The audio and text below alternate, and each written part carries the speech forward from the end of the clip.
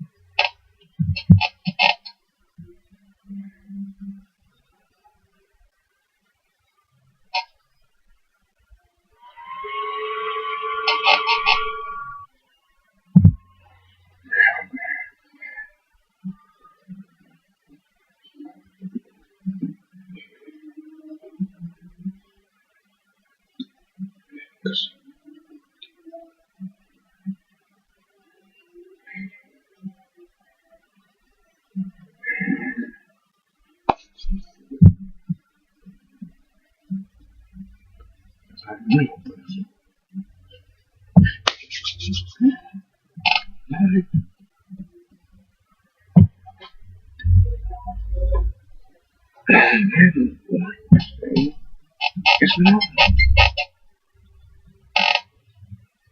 It's good.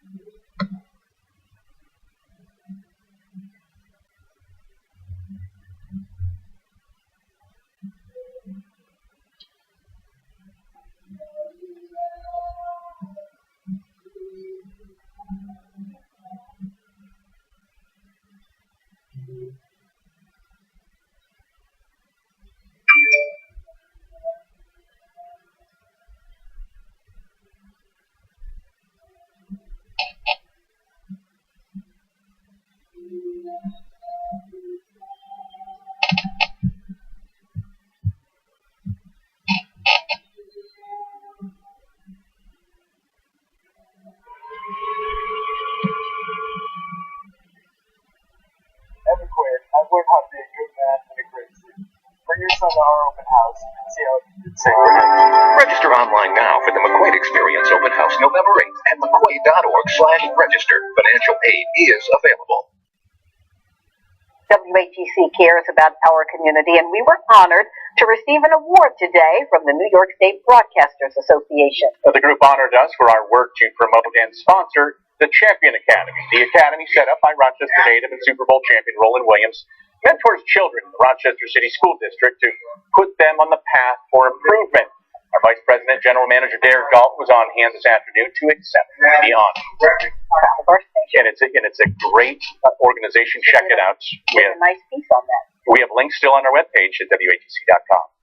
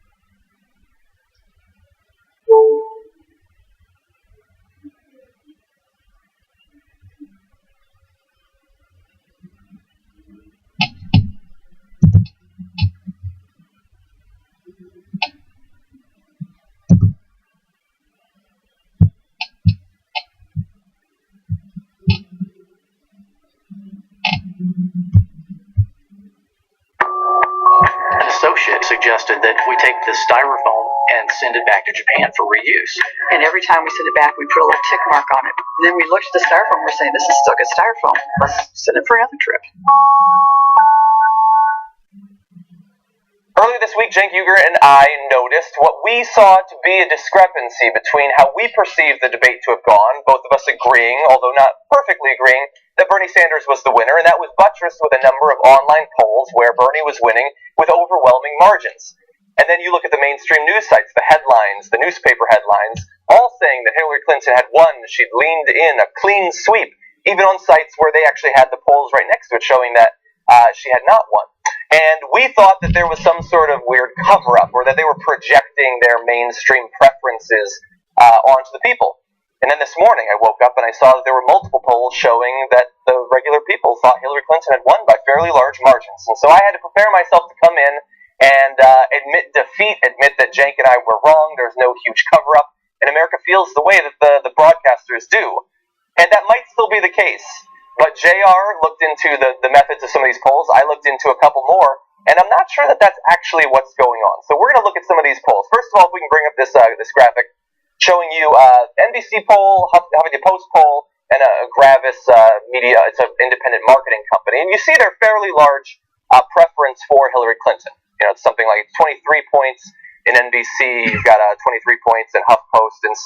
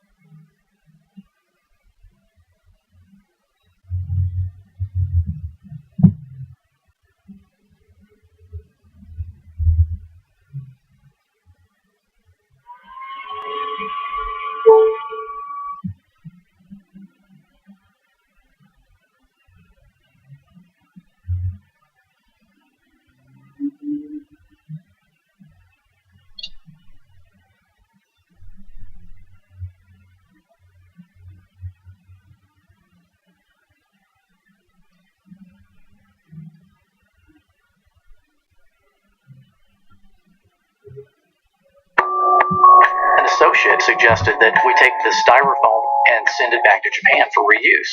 And every time we send it back, we put a little tick mark on it. And then we looked at the styrofoam, we're saying, this is still good styrofoam. Let's send it for another trip.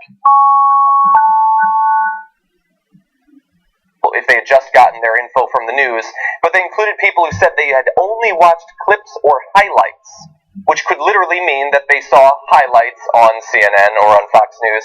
And again, in that case, the number of people who are in that category outnumbered those included who would actually watch the debates. Gravis Marketing doesn't actually release the actual raw data or the methodology of their poll, but in all of the descriptions of it and all the research on their website that I looked into, they gave no indication that they'd even asked people if they had watched the debates. And I just think it's incredibly questionable, because if you're going to flood the internet and cable news with declarations that Hillary Clinton won big time, and then the next day you start asking people, who do you think won? Oh, you didn't actually watch it? You just went on Huffington Post and you just went on CNN? And then they say Hillary? I don't understand what they actually think they're polling there. And the problem is this article that we saw the compilation of the three polls from is from Fox, and they're a pretty smart outlet in terms of they don't usually make errors of this sort. And they even say in the article that they were skeptical of her win initially, but apparently they didn't look a step farther into the actual data. and I think it's a big letdown. Well, oftentimes what happens with polls like this is you'll look at who's conducting the poll, and if it's a reputable source, then you'll just tell yourself, Which all these right, are. and they are reputable sources, and that's exactly what happened with Vox. They saw 3 different polls: NBC SurveyMonkey, Huffington Post, YouGov, and then Jarvis, and it's like, okay, well, these aren't rinky-dink polls. These are real polls that are usually conducted in a very credible way, and so it's easy to be fooled by the method, or not fooled by the methodology, fooled by the results, and not delve into the methodology. Yeah. So it's a good thing that, someone did do the grunt work and figured out what was really happening behind the scenes. But one other comment I want to make about this is, it's no surprise that a lot of millennials, a lot of young voters are disillusioned by the election process to begin with. And a lot of them will have conspiratorial answers when you ask them why they're not politically active. And a lot of them feel like the elections are rigged, my vote doesn't really matter, I can't make a difference. And part of the reason why is because you're not only against the establishment, you're against the propaganda machine that exists out there. And it's really difficult to fight against that. You have a candidate in the Democratic Party that's finally starting to get a lot of really positive attention among young voters and those who have been disillusioned by politics. And it's unfortunate that the media is fighting back and pushing back against that so aggressively. I agree. The media is definitely a perverted source in this country for a lot of people. And I know being a part of this media, we almost want to be a voice that bucks against that. But there's something really perverse about that establishment that just, looking at these polls for me, it seemed like almost an agenda for Hillary Clinton. Yeah. And I hate that. It discredits anything that they could say if there's the slightest hint of an agenda, which there was for me looking at this. Yeah, 2 additional caveats that I have to point out. One, while I was able to look into the methods of the poll, they didn't release the actual raw data that I could run some statistical analyses on. And so it could be that amongst the people who actually watched it, she won. They don't release the information, so we don't actually know. And secondly, I'm not saying that a person is crazy if they think that Hillary Clinton won. Clearly, a lot of people think that she won. And it might be that while the flaws in these polls that we're pointing out, they might have only contributed but not been responsible for her winning. It might be that the American people generally did prefer Hillary Clinton, but if that is the case, then you need to show it. You need to prove it. And the way that they're doing it shows that they're not principally interested in proving that. They're interested in closing the case, basically closing the book on the entire issue. Somebody was sharing a meme. Was it CNN declares Hillary Clinton is the winner of the next debate? Like that's the idea that's out there at this point, that it's a closed case. Now, regardless of whether or not people actually thought that she won, or they're simply saying they thought that because that's what they read on Politico, she is actually doing better after this debate. She's picked up a couple points. So NBC SurveyMonkey, who now are questionable in my mind, found that she had picked up 3 percentage points and Sanders picked up 2, with Biden being the most hurt after the debate. HuffPost YouGov only asked about whether Clinton or someone else should be the nominee, and Clinton picked up 8 points in the question, and so that's obviously significant. Let's see. She also, by the way, if we can skip ahead to number 5, let's stay on 4. 37% of the vote in New Hampshire specifically is now going to Hillary Clinton, 35% to Sanders, Biden down to just 11%. I don't know why he's still being included on those. And that is a turnaround from previously when she was at 28% to Sanders, 42% back in September in New Hampshire. So regardless of whether people are being fooled or if they actually prefer her performance, she is now doing better, not only nationally, but in New Hampshire and in Iowa as well. Let me also add that right now, these polls are really irrelevant, right? So these polls pertain to this particular debate, and if you care what the polls say about this one debate, sure, I guess it is important. But just refer back to the last presidential election and how every single poll indicated that Romney had the edge over Obama. And then Nate Silver was honestly the only pollster, the only analyst who was like, no, not really, Obama's going to win. And he won, the popular vote, he won the Electoral College, he won the presidency, his second term. And so there's always some faulty stuff happening with these polls. And then on top of that, we're so early in the election cycle. People think that these polls are the end-all, be-all. They're not. They don't mean anything. So much can change by the time we get closer to the November election, right? We're still a year away from it. Yeah. So take it with a grain of salt. But with that said, be very wary of the way the media covers these polls. And I'm personally sorry, Bernie fans, out there who might be discouraged by these. I think we should actually outlaw the polling system, or maybe just discredit Should I be it punished for reporting it? But no, not necessarily. I'll leave, but, actually. Okay. I like Bernie as a person. I think that he's so captivating, and I'm afraid that these propaganda pieces, which is what they are, could perhaps do some damage that they shouldn't go on to do. I guess that's what I'm trying to say. Not outlaw the polls, just punish, possibly execute the people who talk about That's them. exactly right. Yeah, and I think that, actually, why don't we turn to that? Because he has a great message, and it is captivating for a very good reason, but we've seen in the media how his message can either be silenced by simply not reporting on it, but it could also be subverted in the way that we're going to talk about now. Bernie Sanders got a lot of credit from people like me, and many people, young people, watching the debates for some of the points that he made, pointing out things that are incredibly important to the American people, the real problems that they're facing that don't get a lot of discussion in the mainstream media, and certainly not on the GOP side. But he's not being quoted ever since the debate for those things. He's being quoted for very specific things that fit the sort of centrist message coming out of the debate. So he got a lot of credit for his point about the emails, the damn emails. We don't want to hear any more about the damn emails for Hillary Clinton, and that is being played perhaps because it helps out Hillary's cause. But they're also cutting an important part out of that. So we're going to show you on MSNBC what they actually showed, and then afterward we're going to show you what he actually said and the larger message that he was trying to make. So first, here's MSNBC. Moments of the night was this exchange about Hillary Clinton's emails. This committee is basically an arm of the Republican National Committee. It is a partisan vehicle, as admitted by the House Republican Majority Leader, Mr. McCarthy, to drive down my poll numbers. Big surprise. And that's what they have attempted to do. I am still standing. I am happy to be part of this debate, and I intend to keep talking about the issues that matter to the American people. But tonight, I want to talk not about my emails, but about what the American people want from the next president of the United States. The Secretary is right. And that is that the American people are sick and tired of hearing about your damn emails. Thank you. Enough of the emails. Let's talk about the real issues facing America.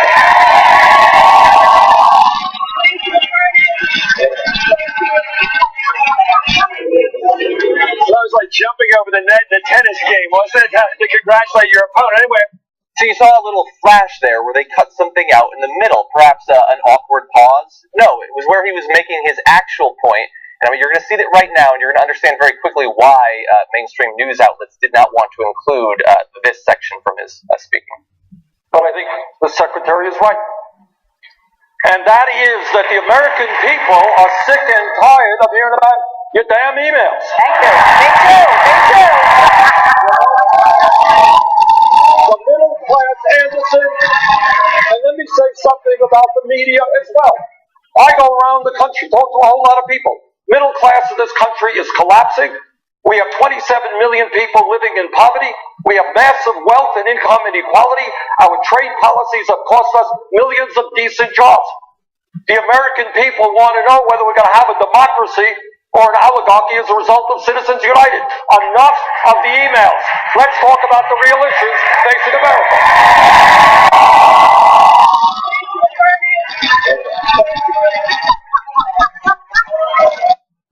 Weird. They cut that part out. Well, what incentive do they have to keep that in? I mean, they have an incentive to take it out, and I love it. It's like get off it, get off it, get off it, get off it. Like I mean, if you are part of the media machine that ignores the very relevant issues that he mentioned there, that he listed there, of course you're going to want to cut that stuff out. Yeah. It's true. I mean, you've got to love Bernie. I wish that he were more. I think he might be electable, but he's so lovable. He's just so damn lovable. He's so authentic. And standing next to her, I watched this once, and then I went back and watched this debate again, and he's so likable. It's just like he's so authentic. Yes. And he's direct. He doesn't, aside from on the gun issue, he doesn't try to hide what he really believes. Right. And he's consistent for decades. Probably he shouldn't have been that consistent for that long. It's actually a bit suspicious, but he has been. I love Why no change, Bernie? What the hell? Seriously, dude. I love his body language when he talks, too. Like Like, he gets so animated while he's talking. I mean, and it kind of goes to show you that he might be a longtime politician, but he doesn't come off as one. Right. Right? Like, he doesn't do like that annoying, what's that thing that Obama does when he's speaking? The thumb. I cannot, That's the Clinton who thumb. does this when they're speaking? It is not natural. It's very. There are actually breakdowns of why that developed. It's that you want to point, but that's aggressive. Yeah. You do this instead. So you do this, which is the most unnatural thing ever. Yeah. Clench the fist. I like to do it in relationship arguments. I like to be presidential. You gotta stick out the tongue. I mean, the thumb a little. Or use both. Exactly. Give them everything they want. And so I think you pointed out, you made a very good point that they don't want, if it's the economic issues that they either aren't interested in talking about or require actual, like, journalism, going out there talking to regular people, they're not interested in that. But they're also not interested in something that Cenk and I were talking about earlier this week, and that's when money starts to flood into our political system through Citizens United, when we turn into an oligarchy, as he was saying in that video, the main beneficiary in the end is the rich and corporations. That's true. But for that to happen, they need to win the elections. And for them to win the elections, the money that flows in doesn't just go to people making bumper stickers and putting up flyers in libraries and college campuses. The vast majority of it goes to places like CNN to run political ads. And so that process of turning our country from a democracy into an oligarchy is incredibly profitable if you can put television commercials on. And I think that's the main reason they cut it out. They don't want people to realize that when the money floods in, it's going in part to Anderson Cooper's paycheck. And it's going to the people who run MSNBC and Fox News and CNN and everyone else who's paid to put those ads on. They have no interest in limiting money in politics if it would cut into their bottom line. So to go along with this theme, there was a huge story yesterday, right? And that huge story was the new whistleblower, an anonymous whistleblower who shared very, very secret information about the U.S. drone program with reporters at The Intercept. And Jeremy Scahill was the lead reporter in that story. And, I mean, we knew that the drone program was terrible, but we didn't really know the scope of how horrible it was, right? And so that was the very first story in our rundown yesterday, and we spent at least 20 minutes just focusing on that, right, in the first hour. And then later on in the show, sure, we talked about the lighter stuff, the Lamar Odom story. Those are stories, too, and they should be in the rundown. But Jeremy Scahill spent the day calling out mainstream media for refusing to cover that story at all. Yeah. You would think that the drone program would be the top news story on CNN, well, I don't know, maybe some of the newscasts on MSNBC did include it. But, yeah, I mean, Anderson Cooper wasn't reporting about it yesterday, and if he did, it was a really short report compared to the longer discussion about Lamar Odom's drug abuse. Yeah. And so it really depends on what you're watching, when you're watching it. If it's primetime, if it's Don Lemon needs to focus on these topics that are relevant to American citizens. The reason why American citizens necessarily don't care about our spying program and our drone program is because maybe they don't know exactly what our government's doing. Right. And how could you not be held accountable? Because all of us know now. And this report had also included that 90% of the people hit aren't actually the drone targets. So we're killing innocent civilians. We're assassinating innocent civilians across the world. And the fact that we don't care, I don't know if it's that we don't care or that we're just not as in tune to it because it's not our backyard per se. It's like it's somebody else's kid we're killing. It's not our own. So perhaps, maybe the administration is right. And that's been the biggest disappointment for me watching Obama. It's that these horrible policies not only were carried out, but ramped up. And it was such a disappointment. This classically illustrates that to me.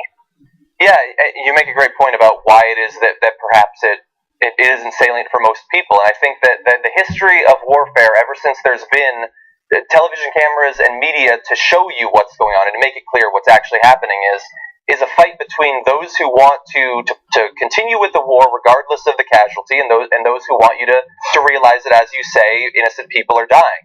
And in Vietnam, that's why they counted them amongst the enemies killed in action, even if they were just civilians. They don't want you to focus on the fact that they're civilians. And that's why people like Donald Trump and Ben Carson and others who routinely demonize all Muslims across the world and say that they're all suspect, that's why they're doing it, is so that you will look at a dead civilian killed by a drone strike and say, probably would have ended up being a terrorist, or probably sympathized with the terrorist. It's to turn off the natural human instinct to say, that's an innocent child that shouldn't have died. It's to get you to instead look at that as a potential enemy of the country you live in. That's what makes it so insidious, I think. Okay, let's turn back back to Sanders for just a second because he did another good thing. Today's Sanders Day of the Young Turks. We don't normally, by the way, we're not normally part of the Sanders campaign officially. For some reason, it worked that way today. Sanders likes to point out that his campaign is funded by regular Americans, that he doesn't have a super PAC. And now we can add one more thing to that list. He does not take money from morally questionable CEOs of pharmaceutical companies. He was recently approached, in fact, by Martin Shkreli. You might have heard is the CEO of Turing Pharmaceuticals. The reason he became famous recently is that he's the guy that chose to raise the price of the toxoplasmosis treatment 4,000%, which people had a problem with, it turns out. He became sort of the poster boy for drug prices being unnecessarily increased. Well, he wanted to talk to Bernie Sanders and explain his side of things, and so he donated the individual maximum of $2,700 to Sanders' campaign back on September 28th. And during the debate, when he heard Bernie Sanders saying that, we can't trust these people, they're trying to profit off human suffering, and those sorts of things, he said that he wanted to get in touch with him. So he wanted to set up a private meeting, perhaps a phone call, perhaps in person, to explain his side of things, and Bernie Sanders is not having it. Sanders' campaign spokesman Michael Briggs said the campaign will make a $2,700, the exact amount, donation to the Whitman Walker Health Clinic in Washington, D.C. We are not keeping the money from this poster boy for drug company greed. Damn. Yeah, so that's awesome. It's also awesome, by the way, that $2,700 could actually buy like 4 of the pills that he's producing. No. So that's cool. How crazy is that? I love this. I love everything about this. And the fact that Shkreli donated to a politician who has policies that go against everything that Shkreli is pushing for, so it shows you just how easily politicians are bought. Right? It doesn't matter if you're from a drug company. It doesn't matter if you're from a massive corporation. It doesn't matter if the person you're donating to is a Democrat or a Republican. Usually that politician can be bought off at a very, very cheap price. Yeah. And in this case, Bernie Sanders is showing just how principled he is and how he's not willing to be influenced by these campaign donations, and I love it. I mean, just when you think you couldn't love him enough, he does this, and it's great. Yeah. Very true. And a sidebar to that, who in the hell is running Martin's PR campaign? Buddy, hire somebody. You have all of the money in the world. Your image is in the toilet. You could have the best PR people in the world revamping you, or at the very least change your name so that it's harder to find you. I mean, this is just ridiculous. Didn't you know Bernie would do this? I mean, I don't know who's running your PR, but hire someone. Yeah. That's just, he makes it too easy. This all came out while he was live tweeting the debate. If you are, like, the target of a nationwide campaign of righteous indignation over rising drug prices, don't live tweet events anymore. For a couple months, let people ignore you.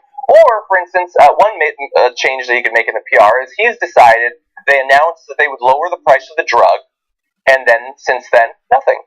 We have no indication that they've actually lowered the price of the drug. Here's what you do, you fool. You lower the price of the drug, and then 3 months later, you raise it back up when people aren't paying attention anymore. He didn't even do that. It's affecting people who primarily have HIV because this drug, the parasite, it's very common in patients with HIV. He needs to do some kind of campaign where he directly helps a mass amount of people. Redeem yourself, buddy. I really want to give you good coverage. I hate being your enemy. You make it too easy. Oh my goodness. Well, he's not liking the criticism either. He called the campaign's shot cheap and said he wanted to help the campaign understand how drug companies set prices. He went on to say, I think it's cheap to use one person's action as a platform without kind of talking to that person. He'll take my money, but he won't engage with me for 5 minutes to understand this issue better. Technically, he redirected your money. He didn't take it. I'd ask him, if he got to talk with him, what role does innovation play in healthcare? Is he willing to sort of accept that there's a trade-off, that to take risks for innovation, companies have to invest lots of money, and they need some kind of return for that? And what does he think that should look like? Right now, the rule of law in the United States is that drug companies can price their products wherever they see fit, not wherever he sees fit. If the rule changes by congressional vote, then I'll adapt to the rules. And he's not 100% wrong. It does cost a lot of money to develop new drugs, and usually the way it works is you spend years or a decade to do all of the research on drugs to get it through the FDA and all of that, and then the drug costs a lot as a result of that.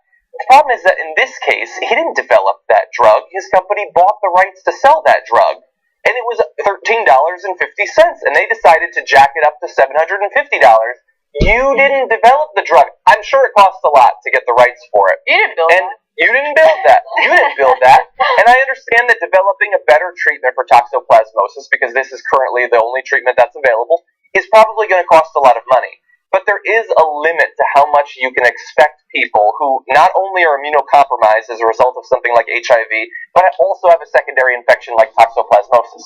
Making all of your money off their backs, that's not something that I want to do. Yeah, and by the way, we don't need a new drug for toxoplasmosis, okay? Well, there are a number of people... I'll take it if there's another one. Sure, I'll take it if there's another one, but there are a number of people, a number of experts in the healthcare industry that said, no, the drug that we have right now is highly effective. It's been around, it's been working, we don't need a new drug. Yeah. He just used that as an excuse for why he raised a pill from $13.50 per tablet to $750 per tablet. So I'm not buying his excuse. This is purely for profit. He's not trying to develop new drugs. He's not trying to save the world. He's not concerned about anyone's health. Yeah. This is all about money. Well, I looked into it, and the drug, before he took over, it did have one fatal flaw. It only cost $13.50. You know that... That's a problem. By the way, the drug actually cost $1 a pill originally. So it was already marked up to $13.50.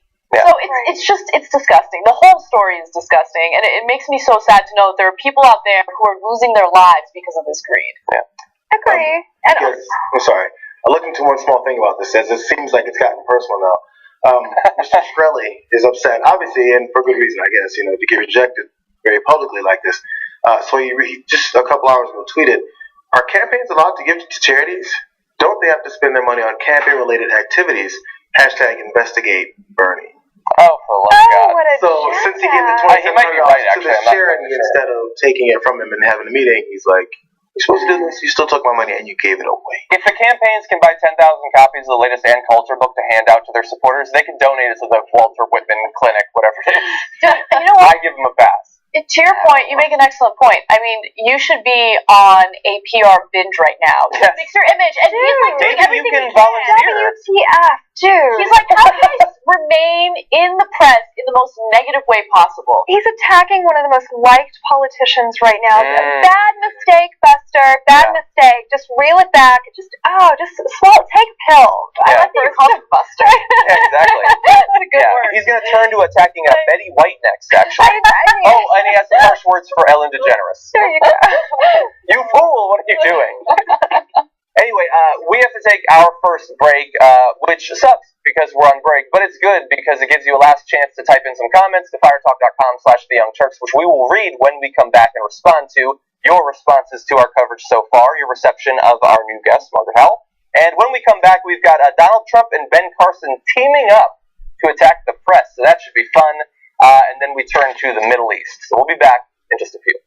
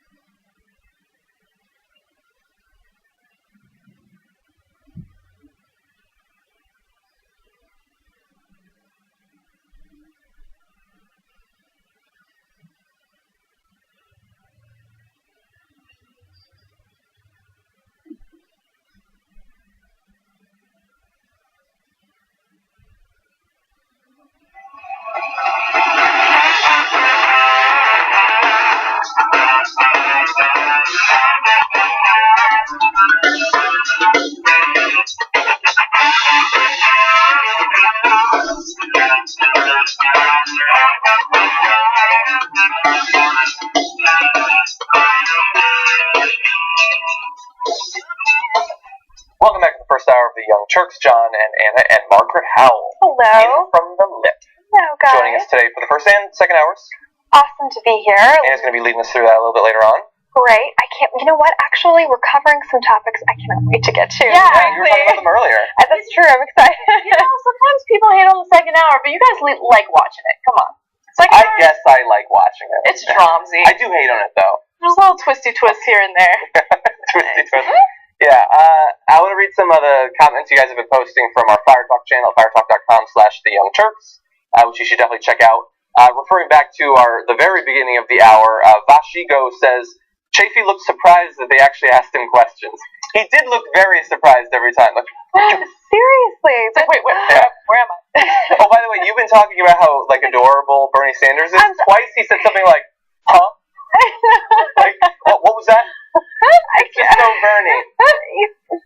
Anyway, I do. I can't help but like the guy. I can't. And again, who's this? Okay, coming out of Rhode Island, who is this guy? Just stumbled onto the debate platform. I mean, he's held local office. He's held state office. That's true. He is legit. He's that guy. He's legit. But it is Rhode Island. It's basically Culver City. A city. Yeah, it's Santa Monica is 50% bigger.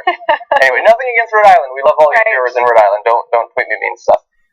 So Julia R. Mahoney referred back to the first story we did. Julia, I noticed, by the way, is always in our list of Fire Talk comments, which is awesome. Yeah. I didn't watch the Emmys this year, but I felt like the Young Turks should have won all the awards, so I guess that's true now. What kind of fucking logic are they even using right now? She was getting fired up in her comments, by the way. I like that. Let's see. Matt Marciniak says, if Hillary wins the DNC, I don't know if millennials will care enough to vote. Bernie will be a different story. I don't know about that. I think she's winning something like 50% of the vote under 30. And look, I prefer Bernie. I'm not going to speak for you. I think you like Bernie, but there's nothing wrong with Hillary aside from I don't like that she doesn't want to repass Glass-Steagall. I think that her foreign policy is risky and scary. But she's not Rubio. She's not Trump. She's not as bad. She's not as bad as the Republican candidates, but that is a low bar. She's no Martin O'Malley or Jim Webb. Ironically, though, she's the most qualified person in the race to be president, and I don't see it. Yeah, probably, yeah. She's our own worst enemy. Just come out. Get out in front of these scandals and stop being your own worst enemy. That would be my. Yeah. But she's the most qualified person running. Yes. Yeah. And it would be historic if she were to win. It would not be the end of the world. Her scandals are the least of my concerns. It's her policy positions right. that I just don't understand. Or I guess I do understand. She's part of the establishment. Yeah. So. Yeah. And she's a tactician. She's very and she's got Bill Clinton advised. We know that he's the triangulator, amongst other nicknames.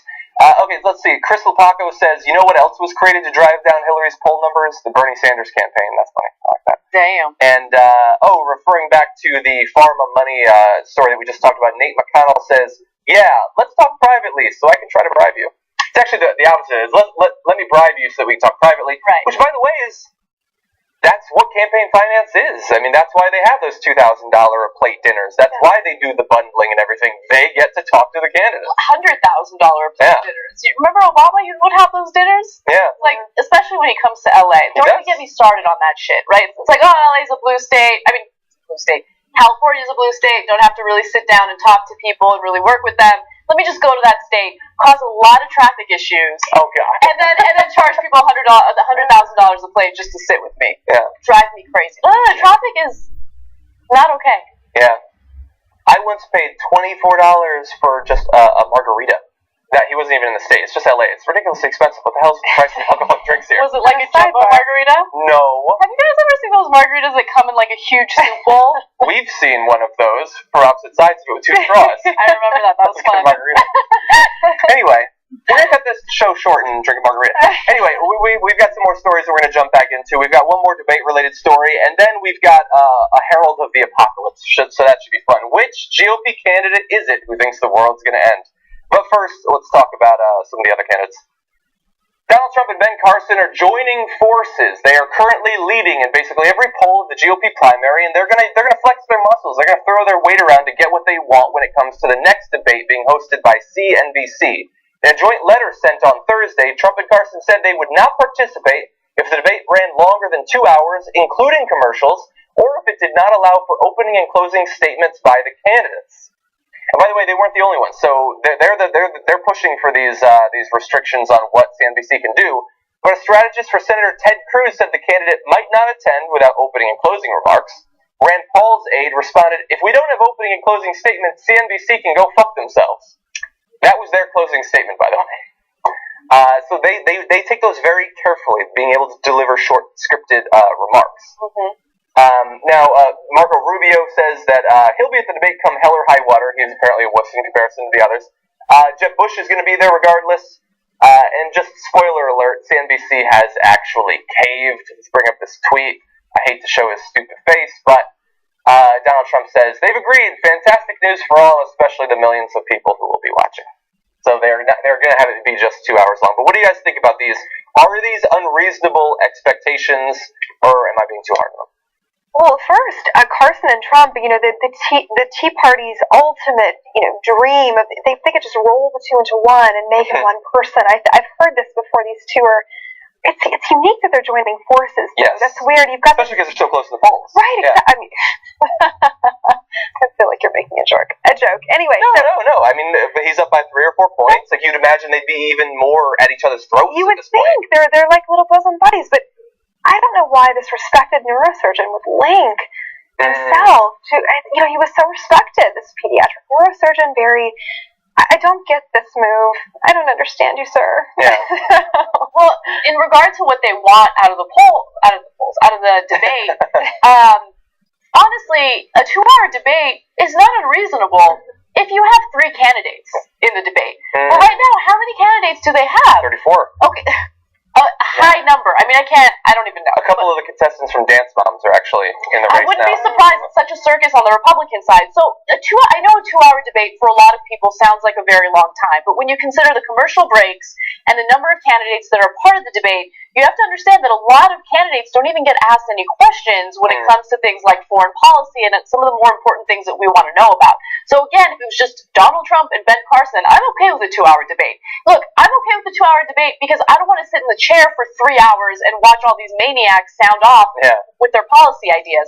But at the same time, it's important to know where they stand on these issues, and you just need an ample amount of time to do that. I don't have a problem with them wanting to spout out their talking points because the entire thing is them spouting out talking points. So if they want to do like their opening statement and their closing statement, sure, whatever. Yeah.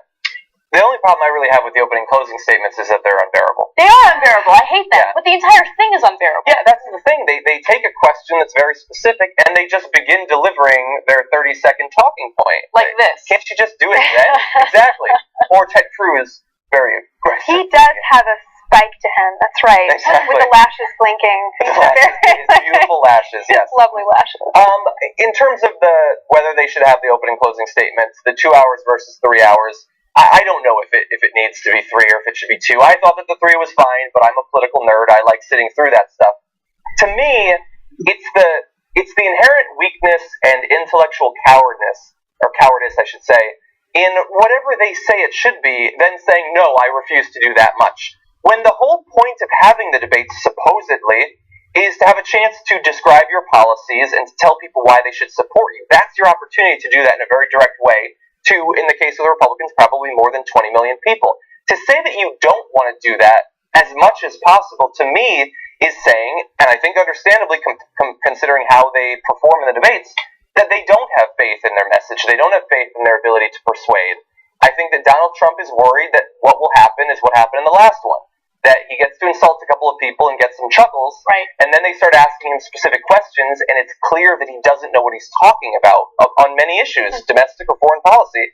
And Ben Carson, he has his sweet neighborhood doctor routine, but if you hear him talk for a really long time, he starts effectively allowing for anti-vaxxers to get their...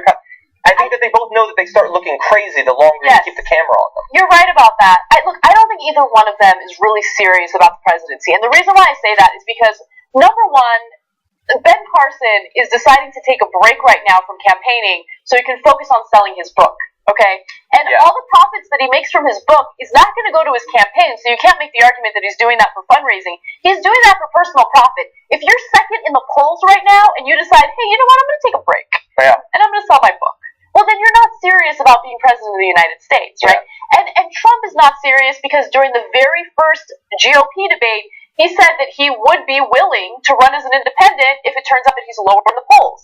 So neither one of them is serious. Neither one of them has any real policy ideas. When they're asked about their policy ideas, they usually say, I'm still working on it, or I'll figure it out after I get elected. Out of here, okay? Yeah. That doesn't make any sense at all.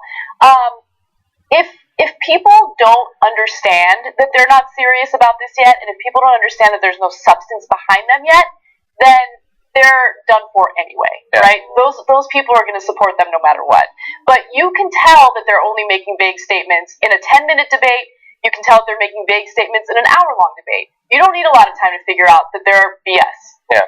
It's true. I mean, Trump plays into the cult of personality so beautifully. The showmanship over competency every time. I'm just hoping that, obviously people watching this are smart enough to figure this out. And I love it because honestly, that's what's needed. But a caveat to what you said earlier about the purpose of this debate, they're all trying to look presidential. That's one primary goal of having a debate. Who can look the most presidential? I think we should just even the playing field, put them all in wife beaters and Bermuda shorts, and so that you can kind of take that aspect away and just get to the meat of things.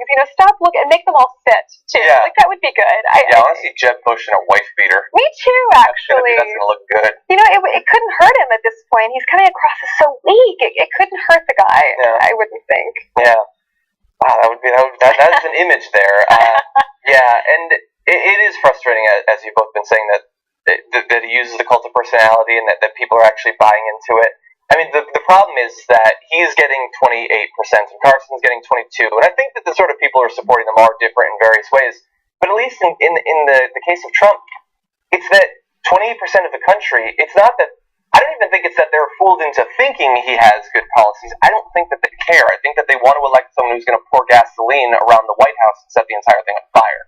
And so qualifications at that point are irrelevant. He has given them all the indications they need that he is going to set fire to the entire system, and that's all that they're interested in. They don't like politics. They don't care about politics. They just want to see stuff break, I think. Or maybe perhaps he plays into the "I'm so frustrated" aspect of how people feel. I feel that's what I mean, basically. There is an element of him, a tiny twinge of him, that his honesty is somewhat refreshing because he's speaking truth to power, and people who don't get the full grasp of what he's actually there for, that does have an appealing element. I think he's speaking dumb to power. That's probably He is true. attacking the power. I don't know that what he's giving is true. Like a tiny little twinge of something in him where he seems authentic. There's I agree. Perhaps truth isn't the right word. Authenticity is what I'm Definitely authenticity, yeah. Okay, let's turn to something a little bit different. Rand Paul is launching a new attack against Bernie Sanders or any who are advocating for new democratic socialist policies to be adopted in America. But his ideas of what the consequences of those policies would be seem a little bit over the top. But listen. Well, I think it's good to know that socialism is alive and well in the Democrat Party, and that it's not only alive and well in one of their leading candidates as a socialist. They're all trying to outdo each other in their disdain for the economic system of capitalism that made us great. So, it amazes me, and it actually kind of scares me, and I've been spending more time going after Bernie and socialism because I don't want America to succumb to the notion that there's anything good about socialism. I think it's not an accident of history that most of the times when socialism has been tried, that attendant with that has been mass genocide of people, or any of those who object to it. Stalin killed tens of millions of people. Mao killed tens of millions of people. Pol Pot killed millions of people. And soon Bernie Sanders will kill millions of people. What? Look, I get it. You are now irrelevant because you are low in the polls when it comes to the GOP, and you're done. You're done, right? So now you're going to spend your time attacking Bernie Sanders. You think Bernie Sanders wants genocide? Do you think Bernie Sanders wants people to die? Do you not understand that we already have socialist programs in the country right now? Have they led to the death and destruction of people in the country? No. Arguably, they've killed millions here. Here's what happened. You know what has killed millions of here? Corporate greed. Mm-hmm. Okay, our Medicare program, or health program, I should say. Let me be specific. Our health program that has denied people coverage because of pre-existing conditions, that has denied people coverage of prescription drugs that save their lives. I mean, that has killed a lot of people. And what is that? That's privatization, right? And so if you want to make an argument about what type of fiscal policy has actually led to the death and destruction of people's lives, I would argue that what you advocate for is more likely to do that. Yeah. Asshole. Whoa. Like, I can't stand it, because here's the thing. I knew without a shadow of a doubt that people would see that Bernie Sanders is surging in the polls, that he's doing well, and they would attack him with the buzzwords, right? They would attack him with, these crazy accusations of like, he's a socialist communist, and he's going to do this and that. I mean, we did a story about Trump yesterday calling Bernie Sanders a socialist / communist because he doesn't know what either one of those words means. So he's like, let me just say the scariest things for Americans and trick them into thinking that this is a dangerous man. He's not a dangerous man. Almost all the other politicians running for president, they're much more dangerous than Bernie Sanders is. Lincoln Chafee. I don't trust him. That guy will get millions killed. You know what I mean? I know. Yeah. Amen, sister. I mean, what could you possibly add after that? You know, Rand Paul. Full disclaimer: I'm from Kentucky, and he is, my senator. Right? You know, it's just it's what can you say after that? That was just well said. Yeah, and there are other reasons to like Rand Paul on particular issues. There are. No, but then sometimes he reminds you, that's your ideology. I forgot. Right, and nothing against Mr. Chaffee. I just want to take that back for all of you out there that happen to be from Rhode Island who might really like this man. My apologies. Yeah. His name just kind of got me. But back to what we were talking about. Yeah, and so look, here's the problem. I taught political science courses for a brief period. You're currently a journalist professor. Apparently, we're both failures because Americans grow up having no idea what socialism is, what capitalism truly is, what fascism or communism is. They just use the terms without any reference to actual history. Mm-hmm. They label movements that are one the other. Pol Pot and Mao and Stalin, they had some issues, but their issue wasn't too strong of a devotion to socialism. No, they were dictators using communism and totalitarian control of the means of production of food and things of that sort. That's what led to the deaths of millions. Sometimes directly, they killed many, or they led to mass starvation and migration and things of that sort. They weren't Belgium, they weren't Holland, they weren't Denmark. That's not what we're talking about. He is not a communist of the sort of, he's not a Leninist. He's a socialist, and we live, as Anna said, America is a socialist country right now. We have a fairly strong social safety net with a few massive holes in it that need to be plugged. But we already, we take money and we put it into government programs that make people's lives better. Can you imagine privatizing every single element of society? Nothing is a social program, right? So we privatize our police force, which, by the way, I know we have our criticisms of the police force now, but you privatize it and then only the wealthy can provide for themselves when it comes to private security, right? So you have that. You privatize all education, meaning that if you're not wealthy enough to pay for education, you're not getting educated. That's another thing. We already have a privatized healthcare system, and I already mentioned all the bad things involved in that. And so what happens? Basically, you have to have a certain amount of money just to have a decent lifestyle. Yeah. And then at the same time, you have to deal with wages that have remained stagnant for the last couple decades. They have not kept up with the rise of inflation. I mean, he's a clown, and he looks up or looks out for the wealthiest people in the country. Anyone else who's in the working class or middle class, he has absolute disregard for. So I don't take anything that he says seriously. And using words like genocide is freaking hideous when it comes to this situation. Millions could die, though. Because he wants to give public four-year colleges tuition free to all of America. How dare he? The quads of America will just be littered with the corpses of our betrayed youths. It's ridiculous. Do we have time to do one more? I know we're getting close to the end here. Depends on which. Let's do Opal. Okay. This is a time thing. This is not a judgment call if this story is more significant, because right now, just really fast, a group of Palestinians set fire to Joseph's tomb, and there have been, as we've talked about, a number of stabbings across Israel, and a number of Palestinians who were killed during protests by Israeli security forces. That's an incredibly serious situation, but it's also one that's continuing to develop, which we'll come back to. We don't have time to give it its due, so we're going to jump to something that's a little bit quicker. Right here. A mayoral candidate in Toledo is making Mike Huckabee and Rick Santorum look like the most reasonable Christian candidates for public office in America's history. Here's a short segment. You tried to destroy me this morning. No, I tried to get you details on your plan. I can't give you every detail. Because you're unable to, because you have no plan. I've seen it. And I came back, and this word will rebuke you. Okay. And I don't know what God is going to do. I have no idea what he's going to do either. None of us know. But you are coming up against the works of the Lord. Okay. And you're not accepting it, and you're doing retaliation on me. Of course you are. And I'm doing retaliation. Did you know that in your good book right there, it says that if you don't get elected mayor, if you don't get the seat in November, then you are a false prophet. It's in the book. You can look it up. Well, right now, actually, you are a false prophet because you said you were going to get elected before and you haven't been elected. So you are a false prophet, Opal Kobe. and right now, because you have called me a false prophet, to my face, yes, I will wipe the dust, the very dust of my feet off against you. That's what Jesus told the apostles to do when they went to As a testimony against you. As a testimony against you. And whatever God does, the people will see it. All right.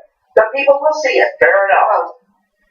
I rebuke you and I curse that evil spirit within you, that what you have done to destroy me this morning shall destroy you. I speak in tongues against you. You are an evil man. And you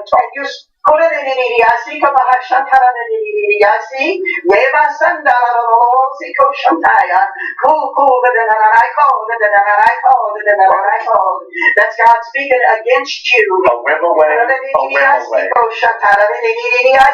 You're coming up against me. You're coming up against me. Kumbaya. Okay,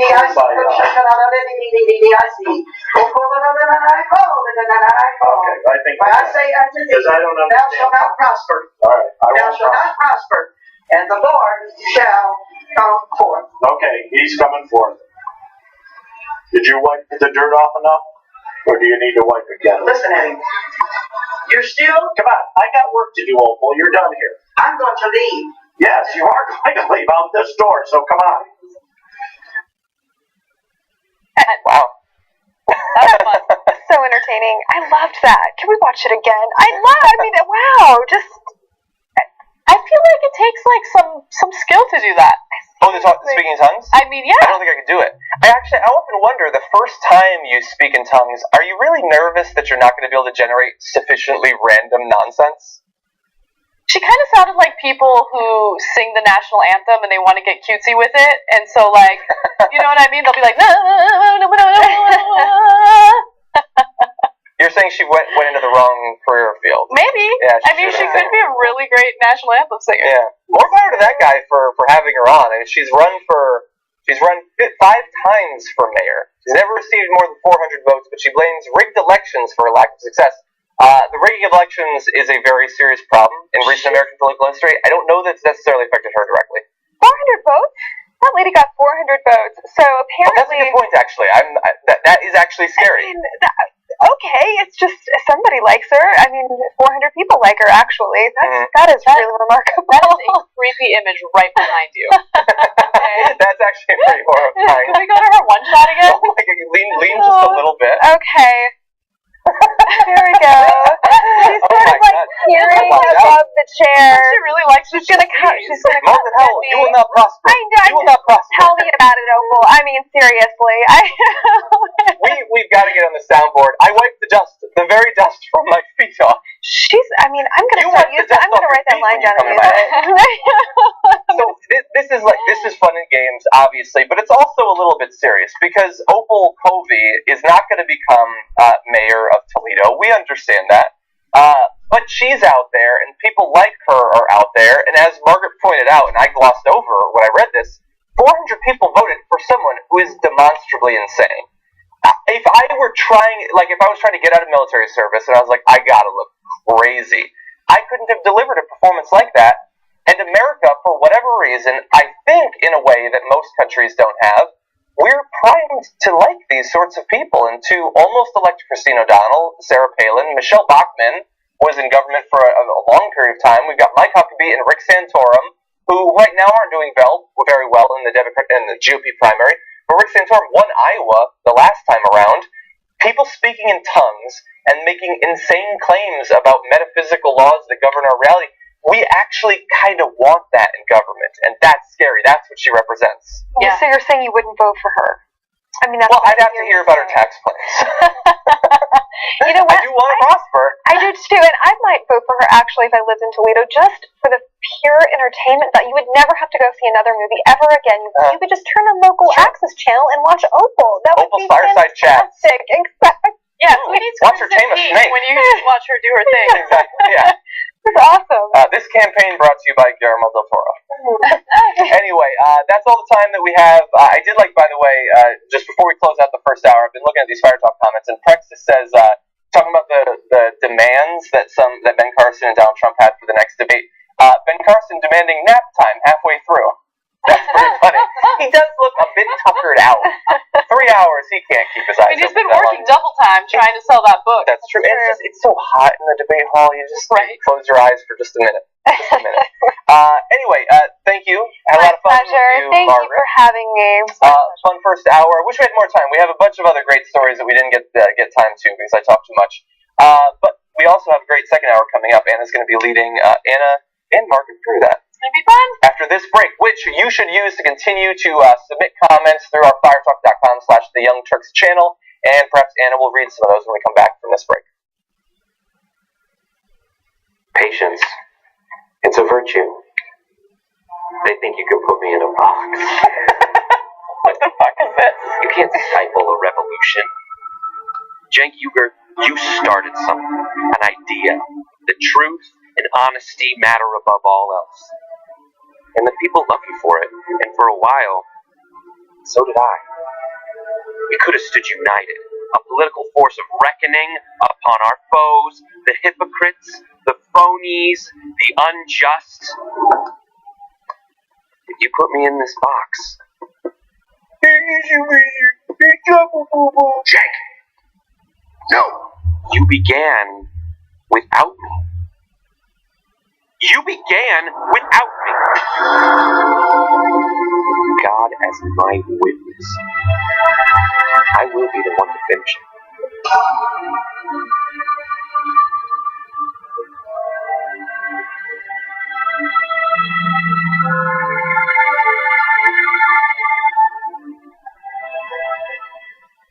Damn it, they failed us. And if you're not angry about that, Michael, and any of you out there, then you're damn wrong. Because you should be angry. Young Turks. It was genuine, but he was bad. Cenk Uygur, known online as one of the Young Turks, isn't afraid to throw some punches. 3, 2, 1, fade up. I just remember thinking, what is this guy's name? Cenk the Turk Uygur. I think a TV station is this. The whole point is for me to yell and scream and tell you what I think. It's right out of like Wayne's World. This guy on this little rinky-dink website is speaking truth to power. We've been averaging 600,000 views a day, beating most of the cable shows in America. We're the largest online news show in the world. We're celebrating our 1 billionth view. We're coming. More politics ahead with Cenk Uygur. He knew that the MSNBC opportunity was an experiment. And Phil and host beat CNN headline news combined. At some point, they want to give me a show. Every single year, that comes out of our paycheck. We put it in, and you're saying we were suckers. When you, as a host, tells someone you're interviewing to shut up, that's going to raise a red flag. That guy needed a long lesson. Shut up. If President Obama's doing the wrong thing, I'm not going to tell you that he's doing the right thing so I can, quote, support him. He says to me, you won't believe the meeting that I just had. The head of MSNBC talked to me. They want him off the air. Cenk took an incredible risk. And we're supposed to challenge the government. That's the role of the media. The Democrats and the Republicans are here to screw you. And who on the air is saying it? I wouldn't have done what you did. That if I'm going to be a talk show host, I'm going to be the biggest talk show host in the country. I don't think anyone else does it better. I don't think anyone's even close. Before you know it, I'll be back on your TV doing a national show. I guarantee it.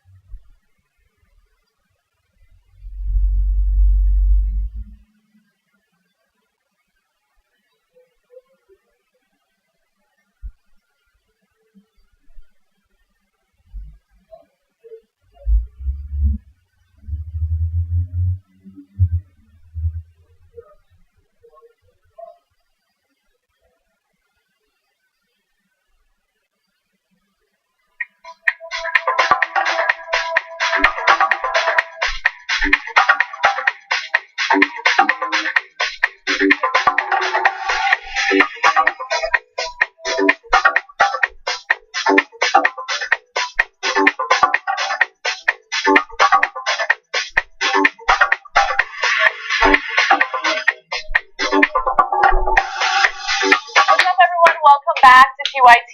Anna and Margaret are back with you, and we have a new panelist on the show. I'm super excited. You're probably wondering, who is she? Well, she's Carrie Cottage. She is a comedian, actor, and writer from Brooklyn, New York. Super awesome to have you here. Thanks for having me. Super excited to be here. It's going to be fun. I love when we have comedians on the show, especially in the second hour, and I especially love when we have women on the show because it doesn't happen often. It was always a male-dominated thing, but it'll be a little estrogen on the show. So yeah, things are going to change. Exactly. All right, well, I want to start off with a really quick update on Lamar Odom. It's a good update. There are reports that he regained consciousness and he said hello or hi to Khloe Kardashian. There are also some reports that he asked for his children. However, I don't want to make it seem as though he's out of the water or that his health condition has improved significantly. It's a good thing that he regained consciousness, and it's important to give you guys that update, and hopefully he continues to get better. But, you know, as it stands now, he still is facing some serious health concerns. As you know, many of his organs failed in the process of going through what he went through, and also there were some reports that he could have suffered some serious brain damage because of multiple strokes that he experienced as a result of his condition. So we'll keep you guys posted on that. Of course, it's a really sad story, but there is a little bit of good news, and I wanted to make sure you guys got it. Okay? All right, well, let's move on to some other stuff today. A really funny story out of Florida.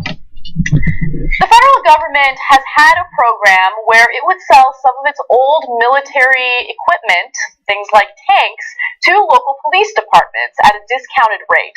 Well, it turns out that after the protests in Ferguson, Missouri, and after some of the excessive force used by police officials in the area, the federal government decided to take back some of that weaponry and some of those tanks in order to demilitarize the police forces throughout the country. Well, as a result, one Florida sheriff is livid about this. It's Volusia County Sheriff Ben Johnson, and here's what he has to say. He says that when it comes to losing the M113, an armored personal carrier, it will result in some of his officers going on, quote, a suicide mission. He continues to say people will die because of this decision. Also, the county still has another tank, okay, so it's not like they're going to be tankless. It's known as the MRAP, Mine-Resistant Ambush Protected Vehicle, but the difference is the M113 has tracks instead of wheels that allow it to travel in terrains wheels won't go. Keep in mind that this is not the military. This is a local police department that had 2 tanks, and because they're having one of their tanks taken away from them, they're freaking out. This is going to lead to, quote, suicide missions because these police officials just can't do without the tanks. Ladies, what do you think about this? I think it's ridiculous. I think it's like, oh, he took our toys away. He took away my favorite toys.